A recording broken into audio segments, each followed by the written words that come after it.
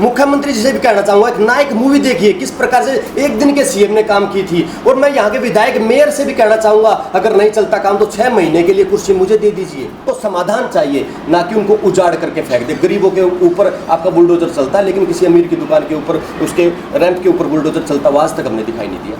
सरकारी अस्पताल में इलाज नहीं है, कांटा भी अगर लग जाता है तो आते के साथ रेफर कर दिया जाता है। मैं भारतीय जनता पार्टी के वहाँ मौजूद मुख्यमंत्री जी से और वहाँ पे मौजूद प्रदेश अध्यक्ष जी और सभी के सभी जो विधायक वहाँ खड़े हुए थे, मैं उनसे चाहता हूँ कि वो इसके ऊपर खेद प्रकट करे, वो उपायुक्त सोनीपत से माफी मांगे। भारतीय जनता पार्टी वाला उस IAS अधिकारी उस DC से भी ऊपर हो गया क्या? वो उठाए ना उस दीपर जिल वाले स्टैंड को, खुद DC साहब उसको लेकर के आगे दौड़ रहे हैं। मुझे बिल्कुल अच्छा नहीं लगा। मैं DC साहब की प्रति संवेदनाएं हैं और दुख है, पीड़ा है DC साहब के प्रति कि उनके साथ इस प्रकार का व्यवहार जो भारतीय जनता पार्टी ने किया है, ये बिल्कुल बर्दाश्त से बाहर है। आप सभी पत्रकार साथियों का यहाँ पर जो कि एक आपातकाल स्थिति के देखते हुए बुलाई गई प्रेस वार्ता में हार्दिक अभिनंदन है, स्वागत है। दरअसल ये जो प्रेस वार्ता है, एक तो 22 सितंबर को हमारे माननीय मुख्यमंत्री हरियाणा सरकार सोनीपत के स्वास्थ्य मेले का उद्घाटन करने के लिए नागरिक अस्पताल और बी क्रस्ट में पहुंचने वाले थे। लेकिन नागरिक अस्पताल की दयनीय स्थिति को भांप लिया यहाँ के अधिकारियों ने और यहाँ की चालाक CMO ने। वहाँ का प्रोग्राम कैंसिल कर उस स्वास्थ्य मेले को डी क्रस्ट में लगवाने का काम किया, जहाँ पर स्वास्थ्य मेले का जो पर फायदा था वो सिर्फ उन्हीं लोगों को पहुंच पाया जो कि भारतीय जनता पार्टी से जुड़े हुए थे, वहाँ पे गए लोग। तो सबसे पहले माननीय मुख्यमंत्री जी से मेरा निवेदन भी था, मैंने खुफिया विभाग के द्वारा, सिक्योरिटी ब्रांच के द्वारा, जो भी पुलिस सिक्योरिटी है, कि मेरा मैसेज जो है वो मुख्यमंत्री जी तक पहुँचे। और मुझे सिर्फ 1 मिनट का गुहार लगाई थी, मेरा कोई निजी स्वार्थ उसके अंदर नहीं था। सिर्फ 1 मिनट का समय मुझे मुख्यमंत्री जी से चाहिए था, क्योंकि मुझे जो मुद्दे थे जनहित के, जो लगातार मैं मुद्दों को उठा रहा था, कुछ पे काम प्रशासन द्वारा किया गया है, कुछ अभी भी बचे हुए हैं, उन्हीं का संज्ञान दिलवाने के लिए मैं वहाँ पर जा रहा था। लेकिन लोकतांत्रिक अधिकारों का, लोकतांत्रिक आवाज़ को दबाने का, हनन करने का जो तरीका सरकार के द्वारा पुलिस को आगे करके अपनाया गया है, मैं उसकी निंदा करता हूँ कड़े शब्दों में। और आने वाले समय के अंदर ये आवाज़ जो जनहित के अंदर उठती है, ये इस तरीके से इन चीज़ों से दबने वाली नहीं है। ये आवाज़ यूं ही बुलंद होती आई है और जनहित में यूं ही बुलंद होती रहेगी।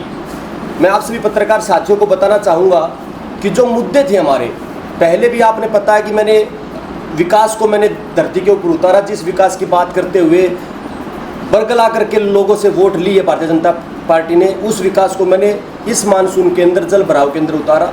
लोगों ने काफ़ी सराहना की, लोग उससे रूबरू हुए। उसके बाद मैंने सड़क खड्डों के अंदर भारतीय जनता पार्टी का कमल का फूल जो झंडे पर लगा हुआ था उसको बिछा करके, क्योंकि खड्डों में कीचड़ ज़्यादा हो जाता है, तो हमने सांकेतिक रूप से प्रदर्शन किया। अब हालात ये है कि सड़कों के खड्डे भरे जा रहे हैं। आवाज़ उठाई तो वो काम हो रहा है, लेकिन कुछ काम ऐसे हैं जो आवाज़ उठाने के बाद भी नहीं हो पाते। जनता, जितने भी वार्ड मेरे सोनीपत शहर के हैं, हर एक वार्ड, कोई वार्ड ऐसा नहीं है जहाँ पर गलियाँ उखाड़ी नहीं गई है, जहाँ पे नालियाँ उखाड़ी नहीं गई है, जहाँ पे थोड़ा सा भी पानी अगर बारिश हो जाए तो छोड़ो, जो घरों का पानी भी जब निकासी, बर्तन धोते हैं, कपड़े धोते हैं, उनका पानी भी चलने लग जाए तो भी सड़क के ऊपर आ जाता है। कोई समाधान प्रशासन के पास नहीं है, सरकार के पास नहीं है। हम ये भी कहते हैं, ठीक है, ज्ञान का अभाव हो सकता है, हम चुने जाते हैं। मैं यहाँ के विधायक हैं, मेयर हैं, मैं उनसे भी निवेदन करता हूँ, अगर आप चाहें तो मैं भी आप लोगों के साथ बैठ करके सोनीपत शहर को कैसे सुधारा जा सकता है, कुछ अपने जो मेरी नॉलेज है, जो मेरे पास टेक्निकल पॉइंट्स हैं, मैं आपके सामने रख सकता हूँ। आप उनके ऊपर अगर सुधार करना चलेंगे तो जनता आपको भी आशीर्वाद देगी। मेरा कोई फ़ायदा नहीं, फ़ायदा आपका होगा। आप लोग चुने हुए जनप्रतिनिधि हैं, तो आप इसके ऊपर विचार कीजिए। अब मैं आपके सामने जो मेरे पॉइंट्स थे उस दिन मिलने के लिए, मैंने आपके पास अपना लेटर भी, पत्र भी भेजा था, आप लोगों को पता भी होगा, लेकिन फिर भी मैं एक बार दोबारा उस चीज़ का जिक्र इस प्रेस वार्ता में करना चाहूँगा। पहला हमारा पॉइंट था PGI रोहतक और GH सोनीपत की लापरवाही के चलते 1 वर्ष की मासूम जो पानी में डूब गई थी, जिसमें सांसें लौट आई थी CPR वगैरह देने से, लेकिन पीको की सुविधा ना होने के चलते उस बच्ची ने अपनी जो जीवन को छोड़ दिया।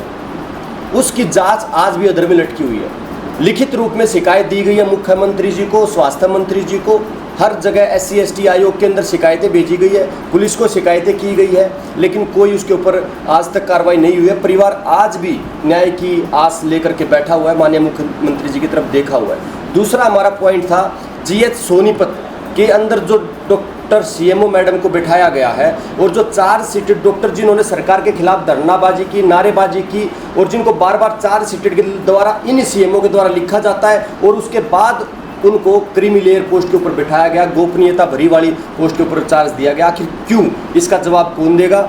उसके बाद एक डिप्टी सुपरिटेंडेंट के ऊपर 8 लाख रुपए के सरकारी पैसे के गबन के आरोप लगे, जिन्होंने मेडिकल फिटनेस सर्टिफिकेट के नाम पर रसीदों में काटी गई रसीदों का पैसा जो है सरकारी खजाने के अंदर जमा नहीं करवाया। उन व्यक्ति को संभालखा से डेपुटेशन पर यहाँ पर क्यों भेजा गया? आखिर किसकी सिफारिश पर ये सीएमओ, ये डॉक्टर, करप्ट डॉक्टर और ये अधिकारी यहाँ पर काम कर रहे हैं? ये सवाल जनता जानना चाह रही थी। सरकारी अस्पताल में इलाज नहीं है, कांटा भी अगर लग जाता है तो आते के साथ रेफर कर दिया जाता है। तो आखिर गरीब नागरिक अस्पताल के अंदर इलाज नहीं, प्राइवेट में जाता है तो जेब को कटवाता है। एम्बुलेंस रेफर लिख देते हैं, एम्बुलेंस नहीं है, 2 एम्बुलेंस है, एक कई बार खराब हुई रहती है, एक एम्बुलेंस वीआईपी मूवमेंट के अंदर रहती है। तो आखिर जो एम्बुलेंस जनहित के अंदर जन स्वास्थ्य सुविधाओं को देखने के लिए लगाई गई है, वो जब जनता को जरूरत पड़ती है वो एम्बुलेंस क्यों उपलब्ध नहीं हो पाती? मैं माननीय मुख्यमंत्री से यहाँ निवेदन करना चाहूँगा कि जब आप वीआईपी रूट लेकर के चलते हैं तो अपने लिए एक बढ़िया सी एक एम्बुलेंस अलग से खड़ी करवाइए। जनता के लिए जो लगाई गई एम्बुलेंस है उनका इस्तेमाल आप मत कीजिए। ये जनता के जो अधिकार है उनके खिलाफ है। टूटी सड़कों का, जो हमारी 2 साल पहले सड़कों का निर्माण हुआ था, काफ़ी अच्छा पैसा पीडब्ल्यूडी विभाग ने और यहाँ के जनप्रतिनिधियों की देखरेख में लगाया गया था, वो सड़कें 2 साल भी नहीं चल पाई। क्यों?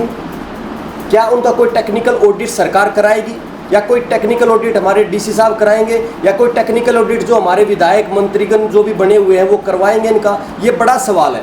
2 साल के अंदर सड़कें बनी, काफ़ी मशक्क़त के बाद 8-10 साल आवाज़ उठी तो सड़कें बनी, 2 साल में वो टूट गई है। दोबारा पेच लगाए जा रहे हैं, उन पेचों के ऊपर लगने पर जो खर्चा आ रहा है वो क्या वो ठेकेदार देगा जिसने सड़कें बनाई थी, या फिर कैसे ये काम हो रहा है? अब नई सड़कों के जो टेंडर होने लग रहे करोड़ों रुपए के, पहले भी करोड़ों रुपए लगा करके इस तरीके, आखिर ये पैसा जा कहाँ रहा है?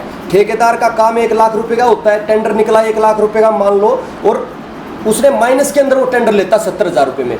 आखिर वो माइनस में जाकर के टेंडर ले रहा है, उसके पीछे की कहानी क्या है? फिर उसके अंदर सामग्री किस गुणवत्ता की लगाई जा रही है? ये बहुत सारे सवाल जो है सरकार की सोच पर, यहाँ के जनप्रतिनिधियों की सोच पर, यहाँ के अधिकारी जो भी बैठे देख रेख में काम हो रहा है उनके ऊपर खड़े होते हैं, और जनता इन लोगों इनके सवाल चाहती है। इन्हीं सवालों को लेकर के मैं उनके पास जा रहा था। बाबा धाम के पीछे लगातार आवाज़ उठ रही है, बड़ा अच्छा शानदार मंदिर बना हुआ है, पीछे खत्ता है, गंदगी के ढेर है, लगातार आवाज़ उठ रही है। बीजेपी का हित ज्वाइन कर चुके निर्दलीय पार्षद मुकेश सैनी जी लगातार आवाज़ उठा रहे हैं, लेकिन कोई सुनवाई नहीं है। मैं हैरत अंगेज, मतलब मैं सोच करके वो नहीं होता कि बीजेपी के पार्षद आवाज़ उठा रहे हैं लेकिन उनको कोई सुन नहीं रहा। आखिर मेयर साहब या कमिश्नर साहब के ऊपर किसका प्रेशर है? क्यों नहीं सुनवाई हो रही है? क्यों उस खत्ते को वहाँ से उठा नहीं जा रहा है? पवित्र जगह से भारतीय जनता पार्टी तो सनातन धर्म को मानने वाली है, मंदिर के ठीक पीछे खत्ता पड़ा हुआ है, गंदगी का ढेर है, तो आखिर कहाँ लेकर के जा रहे हैं अपने सोनीपत शहर को? उसके बाद शनि मंदिर का जो अंडरपास था, जल वहाँ पे ग्रिल टूटी हुई थी, आवाज़ उठाई, वहाँ वेल्डिंग कर दी, लेकिन आज भी अगर आप मौके पर के जा करके आप देखेंगे तो वहाँ पे पानी भरा हुआ है, उस ग्रिल का कोई भी अच्छे तरीके से समाधान नहीं हुआ है। शायद दोबारा से जन थोड़ी बहुत जागे थे अधिकारी, दोबारा कुछ ना कुछ करेंगे। परिवार पहचान पत्र जो कि लोगों के लिए परमानेंट परेशानी पत्र बन करके रह गया है, उसकी आड़ में लोगों के आईडी के अंदर, फैमिली आईडी के अंदर व्हीकल चढ़ाए गए हैं, 4 व्हीलर चढ़ाए गए हैं, 2 व्हीलर चढ़ाए गए हैं, लगातार आवाज़ उठती आई है। उससे जो राशन कार्ड कट गए हैं, बीपीएल, जो पेंशनें कट गई है, उसकी भरपाई कौन करेगा? जो क्लरिकल स्टाफ के ऊपर डाल देते हैं कि बाई मिस्टेक ये चढ़ गया, फिर उसको ठीक करवाने के लिए लोग धक्के खाते हैं। 4-4, 5-5 महीने के अंदर वो राशन कार्ड बन रहा है। जो ज़रूरतमंद व्यक्ति है वो 4-5 महीने कहाँ से राशन लेगा? मैं माननीय मुख्यमंत्री जी से, यहाँ के डीसी साहब से मेरा निवेदन है कि जब तक उनके राशन कार्ड नहीं बन जाते, जिस भी क्लरिकल स्टाफ ने जिसकी आईडी के ऊपर वो वहाँ पे काम हुआ है, उसी की तनख्वाह से उसका पैसा काटा जाए और उस गरीब परिवार को जो राशन सुनिश्चित किया जाए, वहाँ पर उसके पास राशन पहुँचता रहे। बागड़ी लोहार की बात आई थी कि जो उनको उठाने के लिए नगर निगम की टीम गई थी, हस्तक्षेप मैंने किया तो वहाँ पर वो टीम वापस आई। कमिश्नर साहब से मेरी फ़ोन पे बात हुई थी उसी दिन, उससे पहले मैं फ़ोन करता रहा उसके बाद में मैं फ़ोन करता रहा आयुक्त महोदय को, पता नहीं या यहाँ के सोनीपत के अधिकारियों को भारतीय जनता पार्टी के नेताओं ने क्या कह रखा है कि आम आदमी पार्टी वाले का या देवेंद्र गौतम का किसी फ़ोन आ जाए तो आप लोगों को उठाना नहीं है। उसके बाद कोई फ़ोन पिक नहीं हो रहा। हम जनहित के अंदर फ़ोन करते, देवेंद्र गौतम ने कोई अपना अवैध निर्माण नहीं करवाना, कोई उसने इलीगल चीज़ आपसे नहीं करवानी, कोई illegal property ID Devendra Gautam ने नहीं बनवानी, जनता के मुद्दों पे बात करता है देवेंद्र गौतम। तो अगर फ़ोन नहीं उठाओगे तो ये तो बिल्कुल ठीक नहीं है। कल को मैं उन जनता को लेकर के प्रदर्शन करते हुए यहाँ करके ताले लगाऊंगा तो वो ठीक रहेगा, फिर आप मेरे ऊपर पर्चे दर्ज करेंगे तो क्या वो ठीक रहेगा? तो कमिश्नर साहब को जनता के बारे में, उस गरीब लोगों के बारे में सोचने चाहिए। उन बागड़ी लोहारों के राशन कार्ड, बीपीएल कार्ड, पहचान पत्र, उनके आधार कार्ड सब सोनीपत के वहीं की आईडी पे बने हुए, वो बाहर के निवासी नहीं है। और रिहेबिलिटेशन एक्ट 2013 कहता है किसी को भी उजाड़ने से पहले उसको रहने के लिए जगह सुनिश्चित करवाना सरकार और स्थानीय प्रशासन का काम है। उनको उजाड़ने से पहले मैं स्पष्ट कर देना चाहता हूँ, वहाँ से उठाने से पहले उनके रहने के लिए जगह सुनिश्चित करे, अन्यथा ये जो आंदोलन है सड़कों को जाम करने का लिए हो जाएगा। उनके पास जाने की उससे पहले जरूरत नहीं है जब तक उनका कोई समाधान नहीं हो जाता। आपके पास हम मिलने के लिए आए थे, कमिश्नर साहब नहीं मिले तो ज्वाइंट कमिश्नर मैडम से हमारी मुलाकात हुई। मीतू धनखड़ जी का एक बड़ा ही मतलब बयान था जिसके ऊपर मुझे आपत्ति भी हुई, मैंने सवाल जवाब भी किए। उन्होंने बोला आधार कार्ड तो कोई भी कहीं से बनवा लेता है। मेरा जवाब वहाँ पर था कि हाँ मैडम, इन्होंने अपने बागड़ी जो झोपड़ी डाल रखी है उसके अंदर मशीन लगाई हुई है, अपने आधार कार्ड खुद प्रिंट करते हैं। आखिर सरकारी अधिकारी उन कार्डों को बनाता है, उन बीपीएल कार्डों को बनाता है। आप कैसे कह सकते हैं कि आधार कार्ड कहीं भी बन जाता है? इसका मतलब चोरी हो रही है तो सरकार के और अधिकारियों का नाक नीचे हो रही है। ये बहुत गलत उनका बयान था। अब सबसे बड़ा मुद्दा, प्रदेश अध्यक्ष जी ने इसी रेस्ट हाउस के अंदर बैठ करके एक प्रेस कॉन्फ्रेंस की, बड़े बड़े एक जीएसटी को लेकर के मेरा यह विषय है, बड़े बड़े की बचत उत्सव। मैं तो रहम आता है मुझे भारतीय जनता पार्टी के कार्यकर्ताओं पे कि वो किस प्रकार से जलील होते हुए भारतीय जनता पार्टी उनको करवाती है।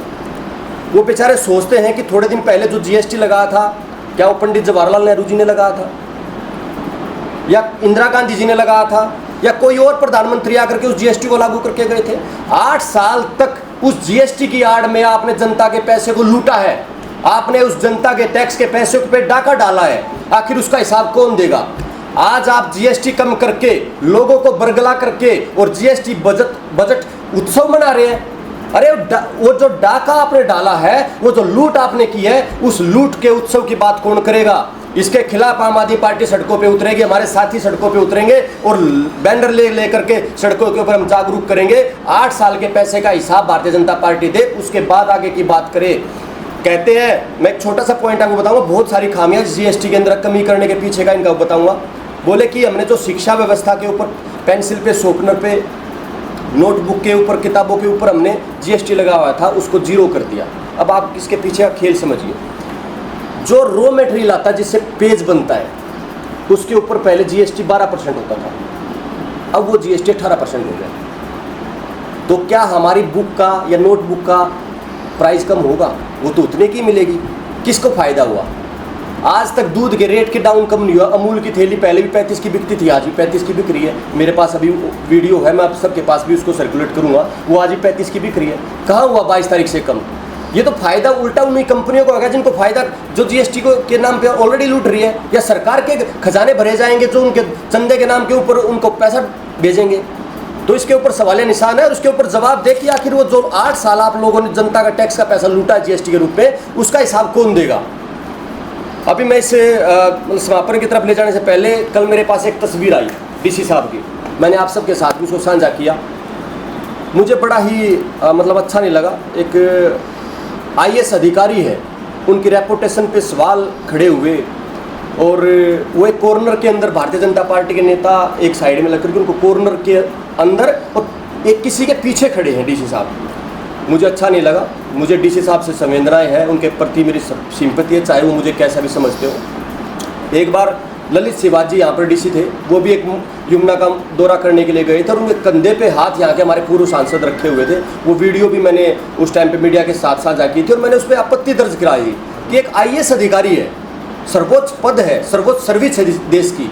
अगर आपको नेता हैं आप और आपको उसकी इज्जत करना नहीं आता तो कम से कम उसकी इंसल्ट भी मत कीजिए। मैं भारतीय जनता पार्टी के वहाँ मौजूद मुख्यमंत्री जी से और वहाँ पे मौजूद प्रदेश अध्यक्ष जी तो और सभी के सभी जो विधायक वहाँ खड़े हुए थे, मैं उनसे चाहता हूं कि वो इसके ऊपर खेद प्रकट करे, वो उपायुक्त सोनीपत से माफी मांगे कि उनको कैसे कॉर्नर के अंदर खड़ा हुआ था। वो जिले के मालिक हैं, उनको इस तरीके से जलालत भरी मतलब खड़ा करना ये बिल्कुल शोभा नहीं देता। अरे क्या कहां तुम 5 साल के लिए नेतागिरी झाड़ने के लिए आगे, तुम जनता को जलील करते हो, साथ में अधिकारी को भी जलील करते हो। उससे दूसरी बात, मैं उपायुक्त महोदय को भी एक मशवरा सलाह देना चाहूँगा कि कुछ जरूरत नहीं है जी हजूरी करने की नेताओं की। 5 साल के लिए कोई भी सरकार आए, आप IAS अधिकारी है, कहीं भी जाओगे तो आप इज्जत की पोस्ट है, आप कहीं भी बैठ के काम करोगे। ये जी हजूरी तो भ्रष्ट अधिकारियों के लिए बनी है, जो भ्रष्ट होगा वो जी हजूरी करेगा। आपको कोई जरूरत नहीं थी वहां पर वो दीप प्रज्वलित वाला स्टैंड लेकर के जब चले, तो आपको आपके पीछे जिलाध्यक्ष खड़ा भारतीय जनता पार्टी का, उठाए ना। भारतीय जनता पार्टी वाला उस IAS अधिकारी उस DC से भी ऊपर हो गया क्या? वो उठाए ना उस दीप प्रज्वलित वाले स्टैंड को, खुद DC साहब उसको लेकर के आगे दौड़ रहे हैं। मुझे बिल्कुल अच्छा नहीं लगा। मैं DC साहब की प्रति संवेदनाएं हैं और दुख है, पीड़ा है DC साहब के प्रति कि उनके साथ इस प्रकार का व्यवहार जो भारतीय जनता पार्टी ने किया है ये बिल्कुल बर्दाश्त से बाहर है और हम इसकी कड़ी निंदा करते हैं। भारतीय जनता पार्टी के नेताओं को भी माफी मांगनी चाहिए, सरेआम मीडिया के अंदर निकलवाना चाहिए कि हमने जो व्यवहार DC साहब के साथ उस दिन वहाँ पर डी-क्रस्ट के अंदर किया है तो हम उनसे माफ़ी चाहते हैं। ये चीज़ है, हम बिल्कुल इससे वो नहीं। हम आम आदमी पार्टी आम जनमानस के साथ साथ अधिकारियों के मान सम्मान की भी रक्षा करती आई है और नेताओं की भी रक्षा करते आई है। मुख्यमंत्री वो हमारे भी हैं। आने वाले समय के अंदर हम जरूर आगे फिर मिलने की कोशिश करेंगे। मेरा माननीय मुख्यमंत्री जी से इतना ही निवेदन है कि हमें समय दे। हम कोई टेररिस्ट नहीं, आतंकवादी नहीं है, हम आम आदमी के हकों की आवाज़ उठाते हैं। सरकार भी बदनाम होती है। आपके जो ये नेता यहाँ पर आपने विधायक, पार्षद या मेयर बना के रख रखे, ये आप तक वो बातें नहीं पहुँचाते जो बातें हम पहुँचा देंगे। हम आपको असलियत से आपको सामना करवाएंगे, इसलिए हमसे समय दीजिए, हमें मिलिए। हम जरूर आपसे एक सकारात्मक सोच के साथ हम आपसे मिलने के लिए आ रहे हैं तो आगे भविष्य में मैं इच्छा रखता हूँ कि मैं मिलने के लिए आऊँगा। बिल्कुल, हमने समस्या देखिए नींद में है, अधिकारी भी नींद में है। नींद में इसलिए है कि उसी सड़क से वो अधिकारी भी चलते जिस सड़क से आम जनता चलती है। उस अधिकारी को भी झटके लगते गाड़ी के अंदर बैठे हुए जिस पे आम जनता को ई-रिक्शा में या ऑटो में लगते हैं, लेकिन आंखें बंद कर करके वो वहाँ से निकल जाते हैं क्योंकि कुछ अधिकारियों के कानों पे जू नहीं रखती। कोई सिफारिश के आधार पर बैठा है, कोई किसी के जी हजूरी करके यहाँ पे पोस्ट लेकर के बैठा है, क्योंकि उनको अपनी पोस्ट की पावर का पता ही नहीं है असलियत। हम जगाने का काम करते हैं सरकार को भी और अधिकारियों को भी कि अपनी पावर को समझो। अगर नहीं समझ सकते तो कुछ अच्छी मूवीज़ देखिए जिसके अंदर IAS की पावर दिखाई गई है, किस प्रकार से काम करते हैं। मुख्यमंत्री जी से भी कहना चाहूँगा कि नायक मूवी देखिए, किस प्रकार से एक दिन के CM ने काम की थी। और मैं यहाँ के विधायक मेयर से भी कहना चाहूँगा, अगर नहीं चलता काम तो 6 महीने के लिए कुर्सी मुझे दे दीजिए। उसी 6 महीने के अंदर आप मेरा काम देखिए।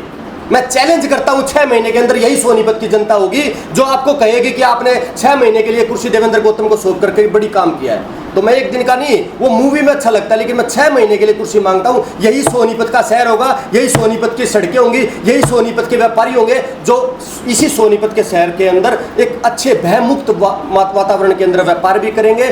जनता को चलने के लिए राह भी मिलेगी, व्यापारियों को व्यापार करने के लिए जगह मिलेगी और अतिक्रमण से भी छुटकारा मिलेगा। लेकिन उसके लिए पॉलिसी चाहिए, लोगों से बात करने का तरीका चाहिए, उनको समाधान चाहिए, ना कि उनको उजाड़ करके फेंक दे। गरीबों के ऊपर आपका बुलडोजर चलता है, लेकिन किसी अमीर की दुकान के ऊपर उसके रैंप के ऊपर बुलडोजर चलता हुआ आज तक हमने दिखाई नहीं दिया। तो ये सवाल आपने सरकार से किया है, जनता से किया है कि 6 महीने के लिए आपको MLA बनाए? मैंने जो विधायक और जो मेयर यहाँ के बने हुए ना, मैंने उनसे निवेदन किया है, आप अपनी कुर्सी 6 महीने के लिए दे के दीजिए, आपका इनाम चलेगा, सब कुछ होगा, लेकिन वो जो पावर है विधायक की वो आप मुझे ट्रांसफर कीजिए। मैं चला के दिखाता हूँ कैसे शहर चलता है, कैसे अधिकारी काम करते हैं। लेकिन उसके लिए जज्बा होना चाहिए, ईमानदार नीयत होनी चाहिए, ईमानदार सोच होनी चाहिए। पैसे के दम के ऊपर आप सत्ताई कुर्सी पे तो काबिज हो सकते हैं, लेकिन उसी पैसे के दम पे आप काम नहीं करा सकते जनता के। उन अधिकारियों से काम नहीं ले सकते क्योंकि आप उन्हीं आप भ्रष्टाचार के अंदर लिप्त होके उन्हीं अधिकारियों से आप काम करवाते हैं। उनके पास भी आपकी कमियां होती है और अधिकारियों की कमियां उनके पास होती है, तो ये चीज़ें बिल्कुल ठीक नहीं है। तो मैं बिल्कुल चाहता हूँ 6 महीने के लिए मुझे दे मौका, मैं करूँगा। अपने शहर की हर ताज़ा खबर के लिए हमारे चैनल SNA न्यूज को सब्सक्राइब करें, लाइक करें, कमेंट करें व शेयर करें। बेल आइकन दबाना ना भूलें। हमारे अन्य सोशल मीडिया प्लेटफॉर्म्स पर भी हमें फॉलो करें।